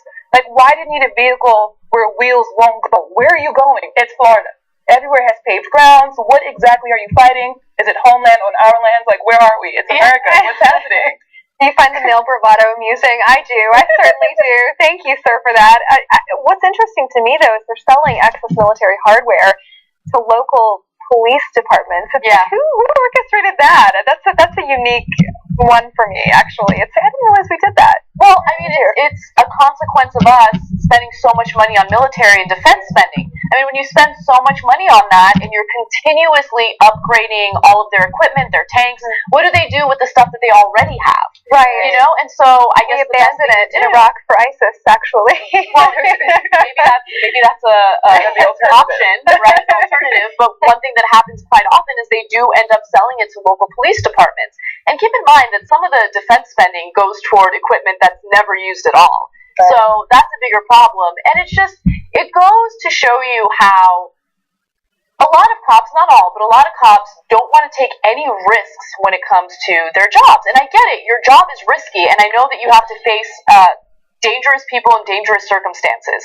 But you don't need a tank if you're a local police department. Right, like the average challenges that you face on a day-to-day basis don't require that. Right. So it's interesting that that's what they're fighting for. And he's like, my officers are going to go on a suicide mission. I think you're being a little dramatic. I feel like you watch one too many episodes of like Scandal, you're getting carried away. Unbelievable. But that's what's happening. Wouldn't it be a direct veiled threat on the president, like saying someone would die in relation to this? I'm wondering if there's any legal issue going on with a direct threat like that, or I mean, I don't know if he's making a veiled threat to the president, but I think that he already has his biases against the president. Right. And keep in mind that this is a sheriff in Florida. I want to give you another quote he said. The idea that our president will take this stuff away from us, the armored personal carrier, puts not only our deputies in harm's way, but the citizens in harm's way. It's obvious from some of the decisions he's made that he really doesn't care a whole lot about law enforcement officers. I mean, what has he done to show that he doesn't care about cops? All right, other than condemn some of the excessive force that's taken place throughout the country in the last 2 years. Right. And so to make a statement that he doesn't care about cops because he realizes that militarizing the police force is probably not a good idea is just ridiculous. It's absolutely ridiculous. Agree. I just love the fact that he's quoting somebody's going to die, somebody's going to pay. You know, that those sentiments are not sitting well with me. The more that I think about them, I'm like, wait a minute, who are you? Who do you think you are? That's it's crazy. Response. Especially when it's been proving that the presence of the tanks increases tensions between the citizens and law enforcement. So if you're interested in having a better relationship with the community that you're here to protect and serve, then maybe having those tanks is not a good idea in the first place. Yeah, you make a great point. Yeah, so it's like he's saying that the president it's like an us versus them thing. Like if he's trying to protect the citizens, or if he's saying, hey, maybe this is not a good idea, it's obvious he doesn't care about the cops. It's like, come on, sir. Again, being a little dramatic. Yeah. Take it down a bit. Absolutely. That's a great point. All right, well, there's also drama happening in the UK, so let's go to some international news. A British student is outraged that he's being asked to take classes at his university that inform him about the issue of consent and sexual assault on college campuses. He feels that this is painting a negative picture of males on college campuses and unfortunately makes him seem as though he's a racist. Not a racist, sorry, sexist. So here's what he has to say. His name is George Lawler, and he is studying politics and sociology at Warwick University, and he wrote that he was invited to a class via Facebook and found it, quote, a massive, painful, bitchy slap in the face and the biggest insult he's received in a good few years, right? Now keep in mind that this is just the normal type of class that you take when you're at a college campus. It's just to educate you on what is and isn't consent. And a lot of people think consent is black and white. In a lot of cases, it is. But sometimes when there's alcohol involved on a college campus or at a college-related party, the water gets a little murkier. It's a little more difficult to determine what is and is not consent. However, he doesn't see it that way. He says, I don't have to be taught to not be a rapist. That much comes naturally to me, as I am sure it does to the overwhelming majority of people you and I know. He also says, brand me a bigot, a misogynist, a rape apologist. I don't care. I stand by that. All right, so it's interesting because his picture that he posted along with a column that he wrote in the student newspaper includes him holding a sign that says, this is not what a rapist looks like. And I think that's a really interesting thing to say because what does a rapist look like? That was my next question. Right? What does he look? How does one tell a rapist? Because if we could tell what rapist looks like, I'm pretty sure we would not be raped. We would avoid them at all costs if it was that simple to look at someone and go, oh, he's not going to rape me. It's silly. You know, 80% of rapes occur by a man or a person, I should say, that the victim knew already, right? So there's really no way to determine what a rapist looks like. It's absolutely ridiculous to say that. And it's strange that he has such a knee-jerk reaction to a class that I think can educate a lot of people, both men and women. Right. Because I know that there's this, misconception that rape and sexual assault only impacts women. It impacts a lot of men as well. And unfortunately, he's being really resistant to something that could be helpful. At least that's the way I see it. That's true. I mean, you're right about it impacting men and women both. Sweden actually just installed a 24-hour clinic that deals with rape regarding only men. So this was in Stockholm, outside of their major hospital there. I mean, this impacts a lot of people. So I don't know why you're taking it so personally. But perhaps some people do need lessons in consent, because you're right. When you get to that place of no, maybe doesn't mean no right now, or we've had too much to drink, let's just cuddle, perhaps there should be some ground rules. I'm not saying that there should be a consent form that should be legally signable or admissible, but perhaps there should be a class for people.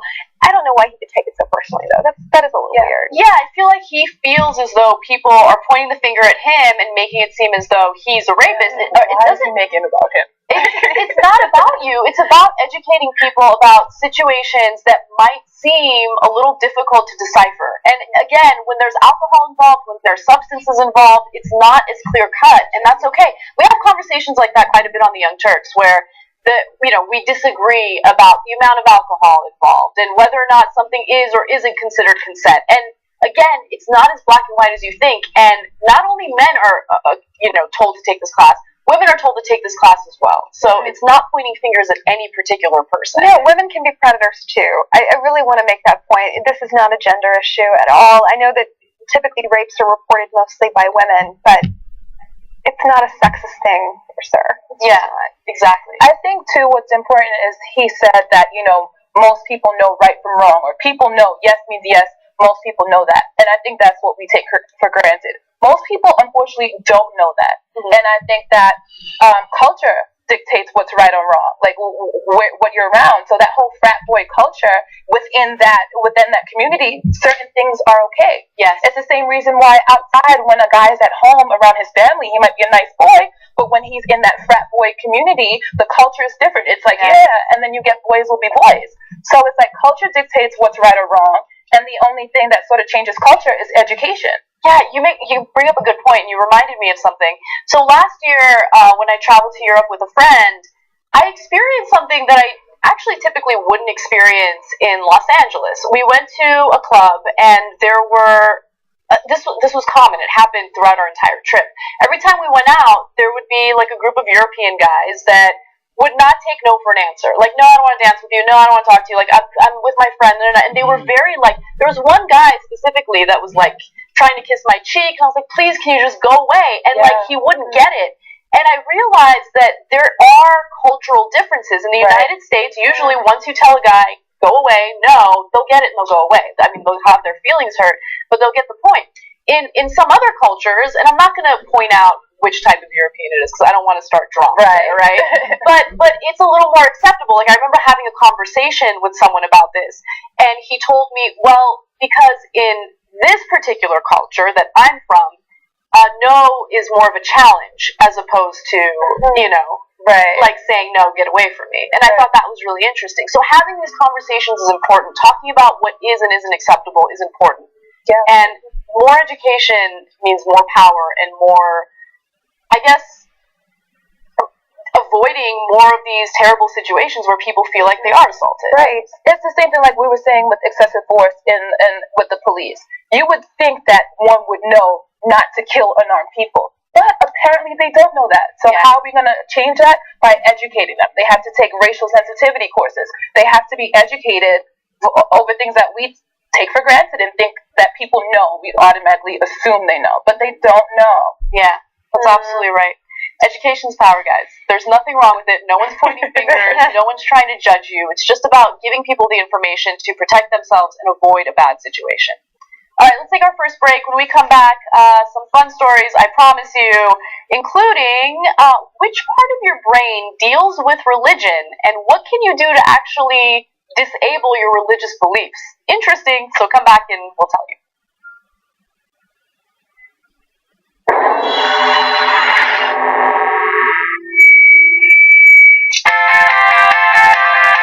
Borrowed money from the Chinese and they give it to us because they're nice people. We're a bunch of capitalists borrowing money from a bunch of communists so we can bring democracy to a bunch of Muslims who don't even fucking want it.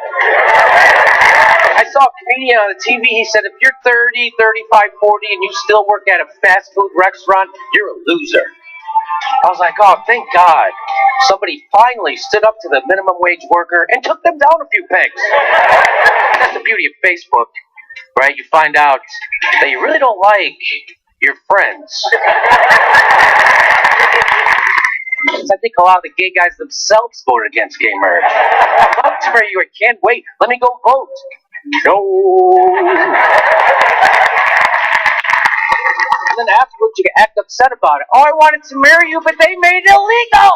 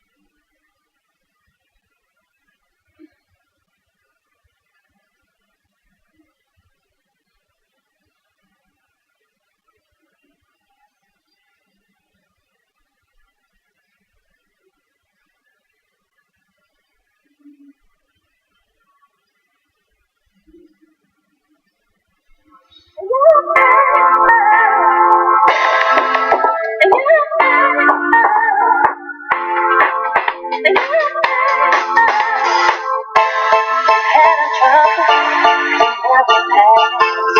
Tomorrow, baby, I know we're gonna last. It doesn't kill you, it makes you stronger. Yeah, we'll be stronger, we'll be stronger.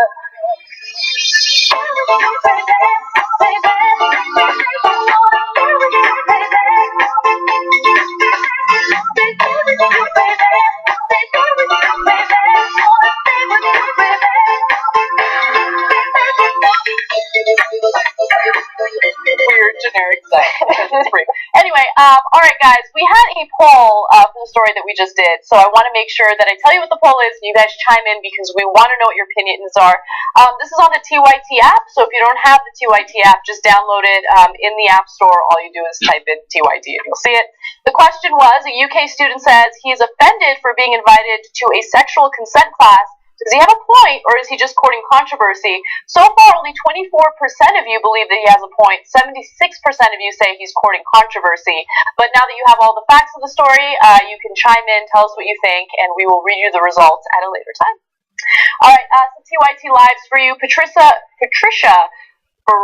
Barcoe says, why does he think he has to take this class in the first place? Because there's a need for it. Also, Julia Mahoney, who is dominating in our Fire Talk feed, says, how about we educate everyone about consent? Consent is not a gendered issue, and this guy is an idiot for thinking it is. I don't care what gender you are. If you don't have consent, then it's rape/sexual assault. Education to stop it is a good thing. I agree.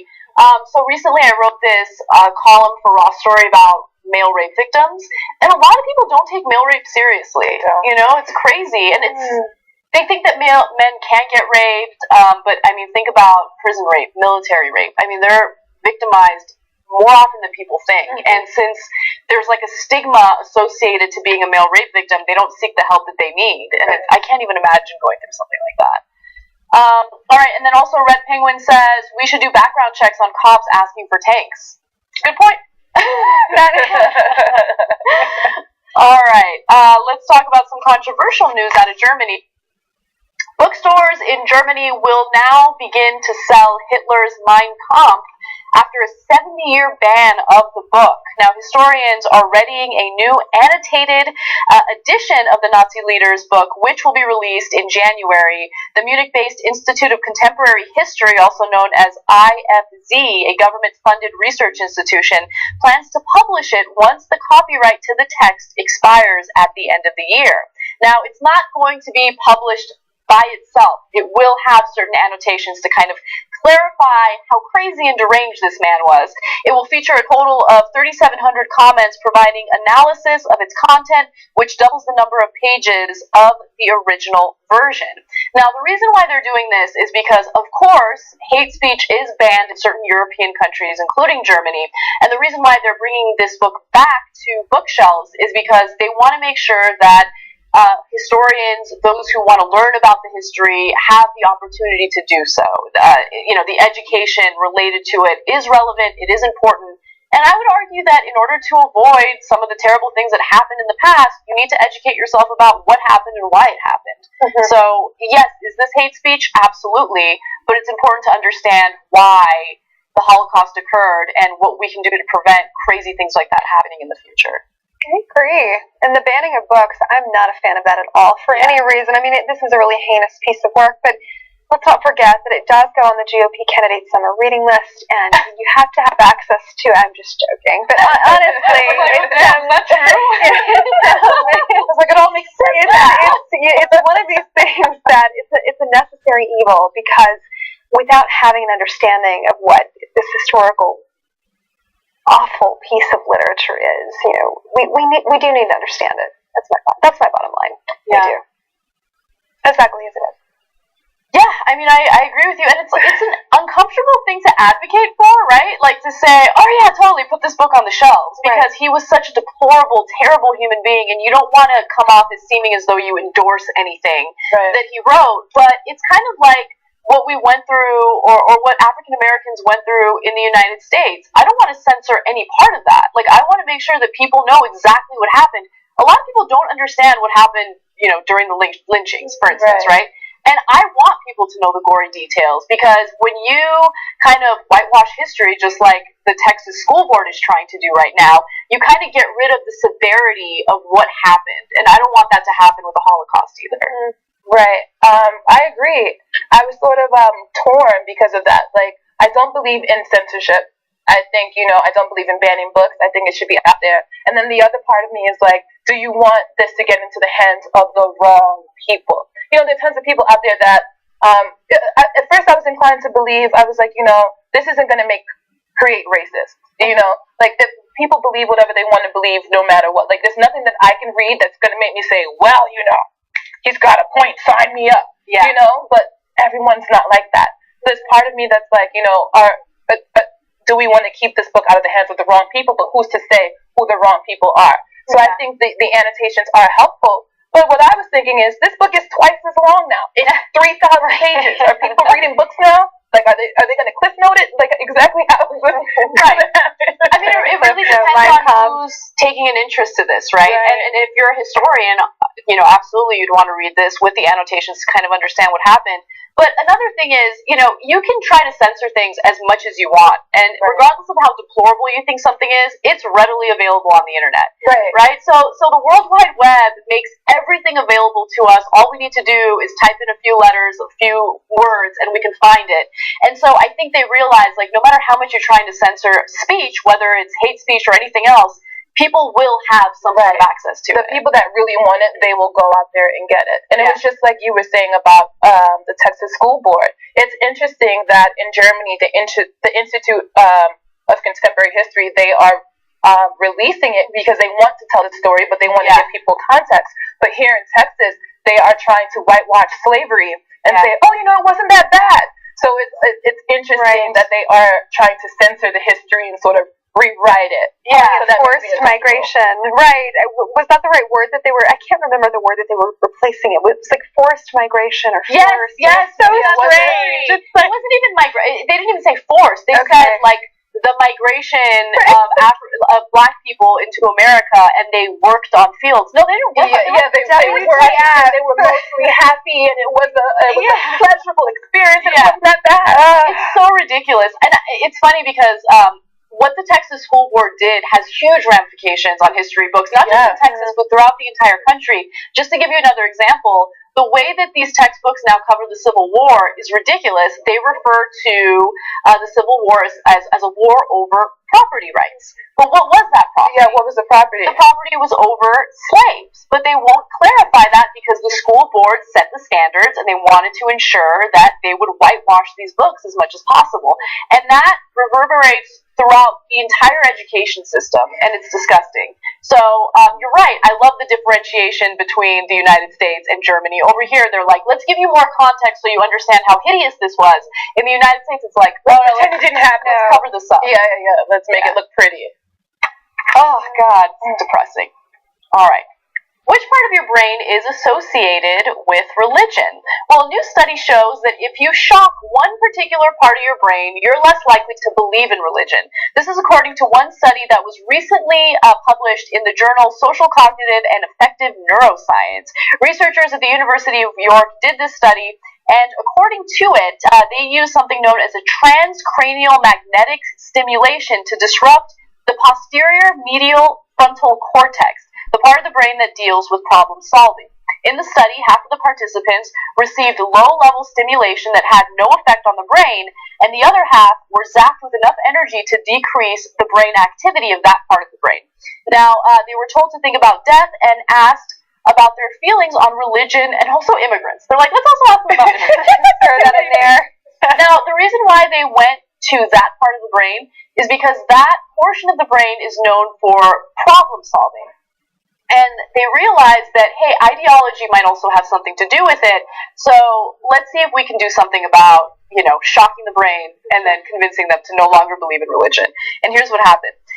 We found that when we experimentally turned down the posterior medial frontal cortex, people were less inclined to reach for comforting religious ideas despite having been reminded of death. Specifically, participants whose brain activity had decreased to 32.8% less believed in God angels, or heaven, and in the devil, demons, and hell than those who received the sham treatment. It's kind of incredible. So I don't really know what to make of this. Now, conservatives are kind of taking this, and they're like, you see that? That means that those who don't believe in religion have brain damage. But since that part of the brain is associated with problem solving, you know, you immediately want to go to something that solves a problem, right? So you're confronted with death. You're afraid of death. You want to solve that fear, and the way people solve that is through belief in religion. Right? So I think that's the thing that happens. But for people like me who are atheists, I mean, yes, it's very tempting to believe in a higher being when you're going through like a health crisis or something like that, but that's not necessarily my way of solving my problem or solving my issue of fear. You know, I don't know. It's interesting. That's the same issue that I had. I was like, what's the key takeaway from this? Yeah. And I have a bachelor's in psychology, actually. So I was like, let me put on my psych hat and see. But I couldn't really get anything from it. It was like my psych hat revealed nothing. Yeah. What I did come up with, though, was that the frontal cortex is responsible for problem solving and logic. So it's a more sophisticated way of thinking of things. Yeah. So without that, once you decrease activity, you're not going to have a sophisticated answer to a problem, like, i.e. religion.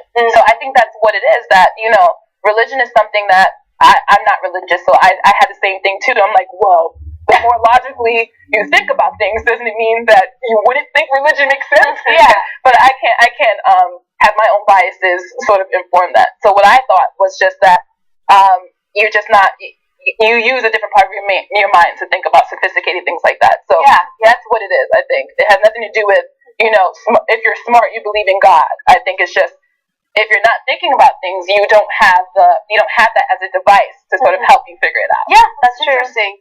That's true. Yeah. My question, so if you wanted to pay to like no longer be a Catholic per se, could you just go get a shock treatment from, are they selling this service, or is it just in its research stage right now? What's the deal with this? I mean, you could market this. I mean, this could have a mass appeal to anybody who's been raised in a former belief system that they don't want anymore. That seems like a really quick fix. Yeah, well, I highly doubt that that's what they're trying to sell, but that is a fascinating suggestion. Buy a shock treatment, I'm just wondering. Yeah, I mean, believe me, we have a really dark history with shock treatment. Okay, never. I wouldn't advocate for that. But let's go to the whole immigration thing, because not only did they ask about religion, they also asked the respondents to share their thoughts about immigration. Here's what they found.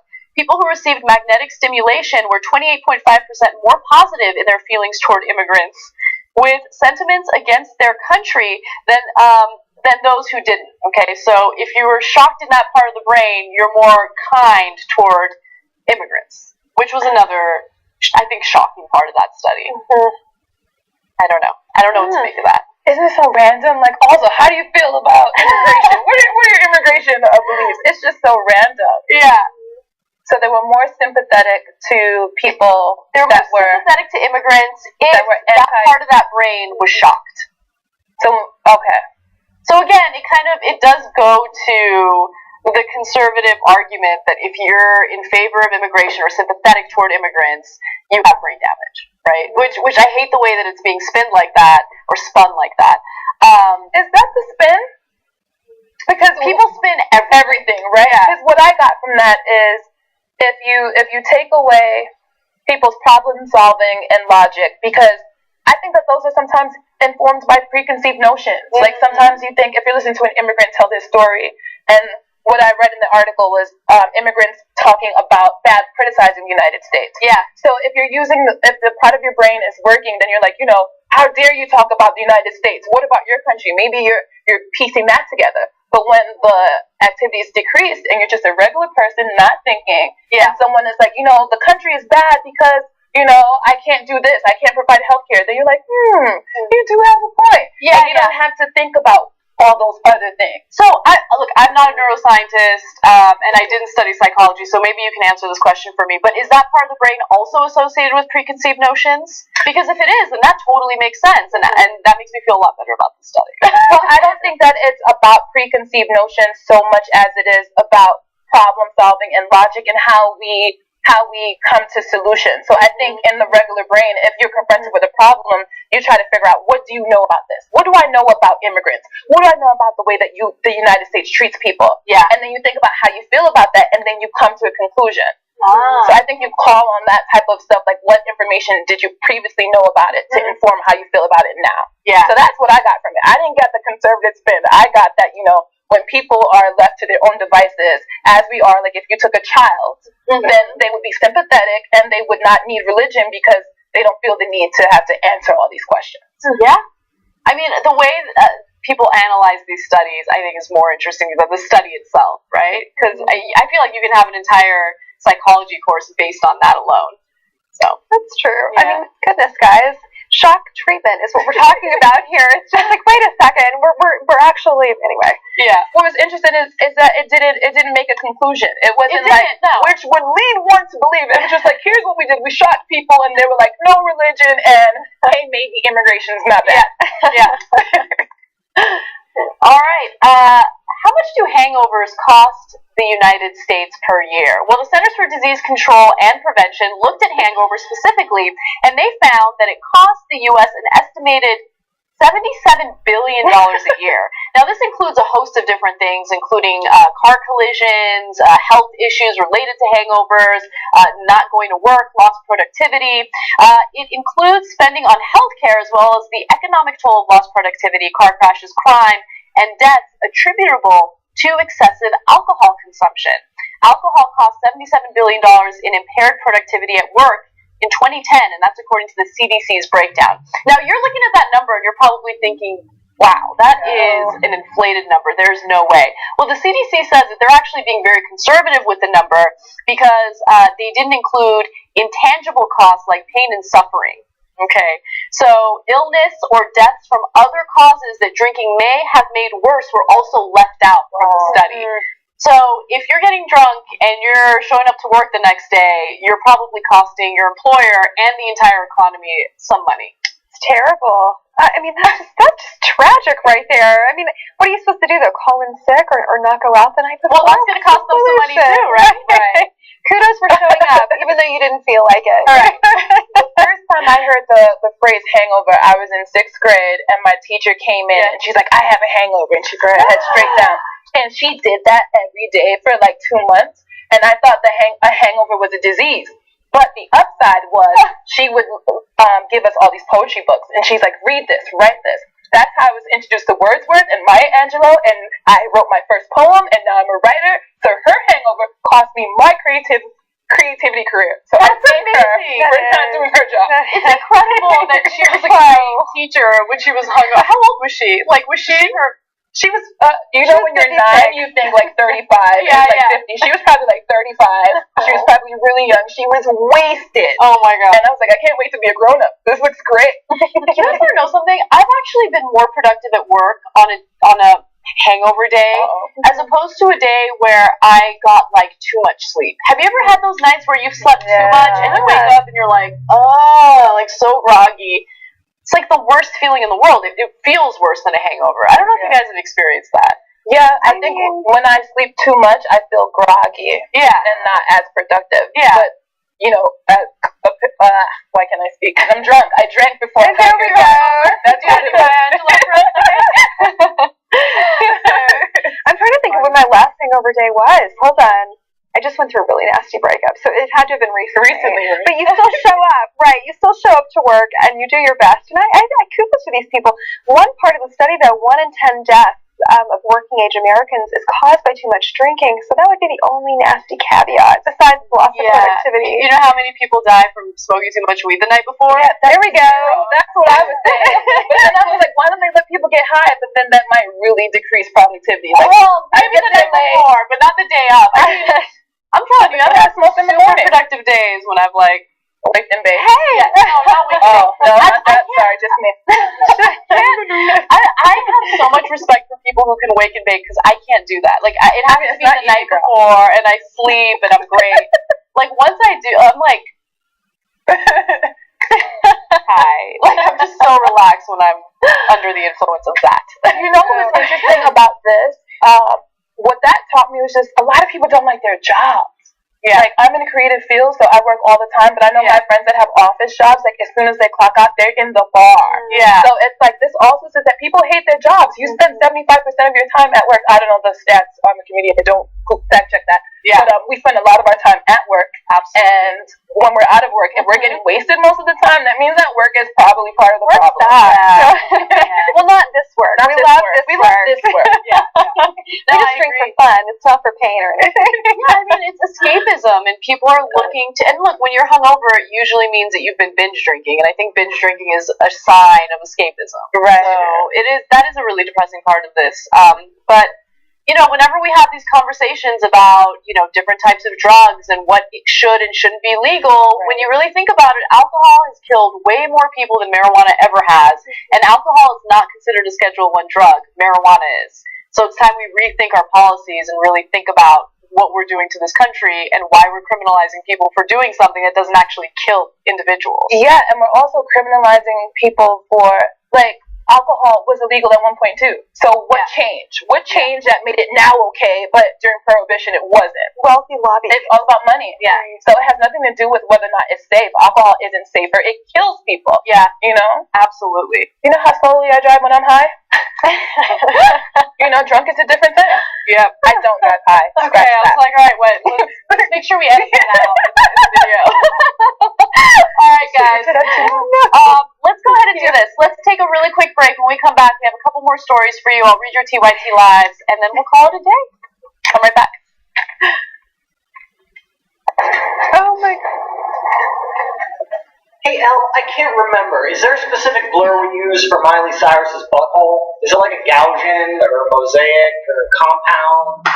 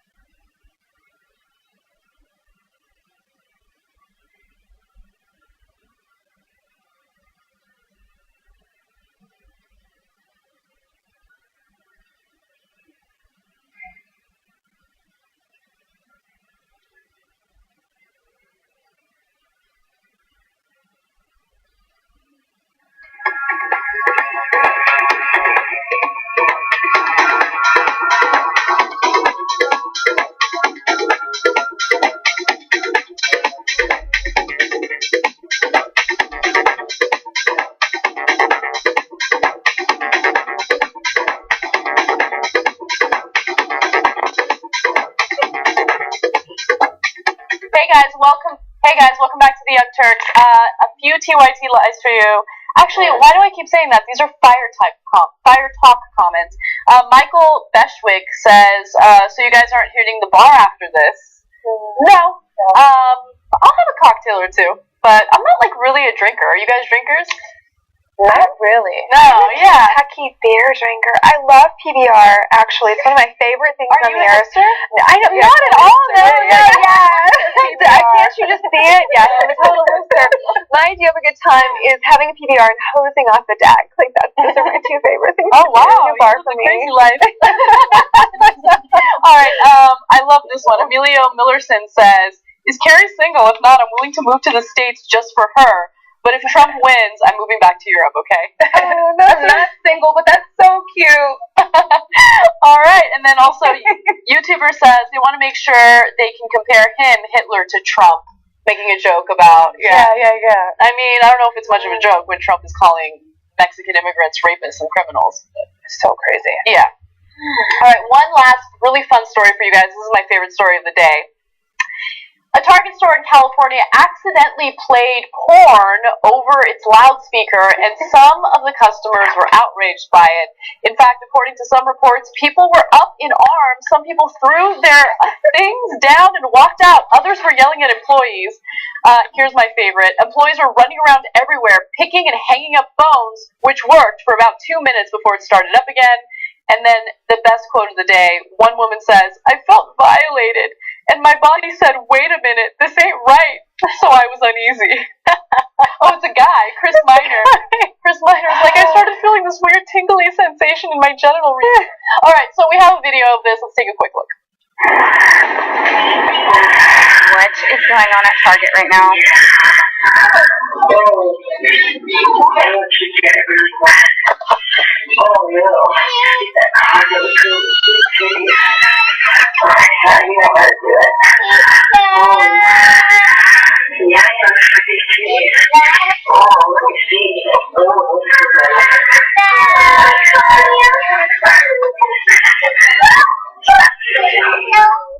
That is awesome. Little babies are crying. Like, oh my God, what is that? It's flashbacks from when he saw Daddy mauling. There you go. That's why. Let's go. Yeah, because when I was that young, if I had heard that, I don't think I'd really know what it was. Right. I wouldn't start crying. That was what was interesting. I'm like, that kid associated that sound with something he's heard before. Yeah. Kids don't know. And he started crying instantly, right when she was like, "You like that?" He was like, Yeah. Yeah. That was really hilarious. Like, I love that. We need to stop stigmatizing sex because if kids are like losing their mind, that woman was losing their mind. That guy who felt violated, just relax. It's a woman moaning. Right. It's not the end of the world. He was like, "I felt violated. My body told me something's not right." I'm like, what do you mean? Your body told me, wait a minute, sis, something's not right here. Which part of your body, sir, was it that told you that? Exactly. So apparently this has happened before. It happened at a different Target at a different time. I forget which one it is. Who cares? But apparently, I mean, I would guess that this is like some disgruntled employee who's playing a prank because he or she, probably he, is just annoyed with the whole thing and is done, right? So Target hasn't really released a statement about it. I think they're embarrassed. But it took a while for them to get it off the loudspeaker. Get it off. That was a very interesting choice of words. I wish that I'd gone to this one. Where was it? That would have been actually a fun time. In Campbell, California. Okay. I miss everything good. But I think if the parents, because kids don't know, if the parents just act cool, everybody would be fine. The parents are throwing things down. That's like, come on. So you no longer need toilet tissue. Like, the shopping has to get done. Yeah, absolutely. But that's like the puritanical society that we live in, where like the first sign of sex we freak out, which is interesting because our movies, our television shows, everything, we're like inundated with sex. It's like all around us at all times. But once you hear a woman moaning, everyone freaks out. So just relax. It's not the end of the world. Anyway, guys, thanks for watching. I want to give our awesome panelists a little opportunity to plug some of the work that you're doing. Oh, so, awesome. Margaret. Well, you can catch me on the Lip TV Monday, Wednesday, and Friday, in the morning preferably, or in the afternoon if you'd like. We host at youtube.com/theliptv, and be sure and subscribe. Awesome. Carrie? You can catch me doing stand-up comedy. I'll be in LA for the next 5 days. You can check my website, carriecottet.com, for dates. I'm also going to be on MTV2's Joking Off, airing in a few months, and that's super exciting. So check me out there. Very cool. All right, guys. Have an awesome weekend. I will be out of town for the next week, but we're going to have great fill-ins for me, so it will be a great show, I promise. For everyone, please have a happy and safe weekend. We love you, and we'll see you next week.